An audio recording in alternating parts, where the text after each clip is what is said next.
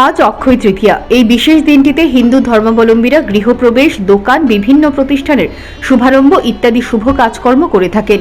এই দিনটিতে রাম ঠাকুর জন্মগ্রহণ করেছিলেন। এই দিনেই তিনি দেহত্যাগ করেছেন।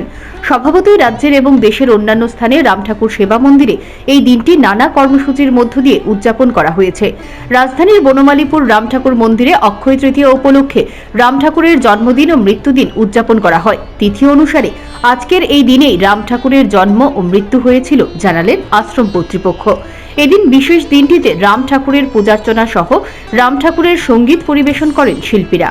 অক্ষয় তৃতীয়া সম্পর্কে রাম ঠাকুর সেবা মন্দিরের কর্তৃপক্ষ বলেন, এই পুণ্যতিথিতে রাম ঠাকুর তার মায়ের জঠরে এসেছিলেন।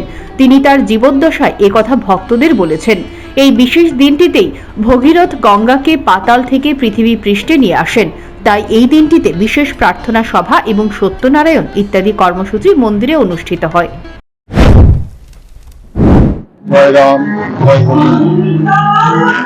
আমাদের সনাতনী ভাবধারাতে অক্ষয় তৃতীয়া বিশেষ তিথি। এই পুণ্যতিথি সত্যযুগ থেকে শুরু হয়েছিল। আমরা যারা সনাতনী বিশ্বাসী হিন্দু ধর্মাবলম্বী তারা জানি আমাদের এই শুভ থেকে শুভ মা গঙ্গা প্রবাহিত হয়েছিল আমাদের বন্ধনে রাখার জন্য। সেই যেভাবে মা গঙ্গা তার ধারা দিয়ে আমাদেরকে পবিত্র করেছে, সেই আমাদের এই ধরাধামে সময় বিভিন্ন অবতারগণ এই ধরাধামে এসছেন। তার মধ্যে অন্যতম শ্রী রাম। আজকে এই পুণ্যতিথিতে শ্রী ঠাকুর শ্রীদেহে থাকাকালীন বলে গেছেন যে এই পুণ্য অক্ষয় তৃতীয়া তিথিতেই তিনি মাতৃ জঠরে ভূমিষ্ঠ হয়েছিলেন।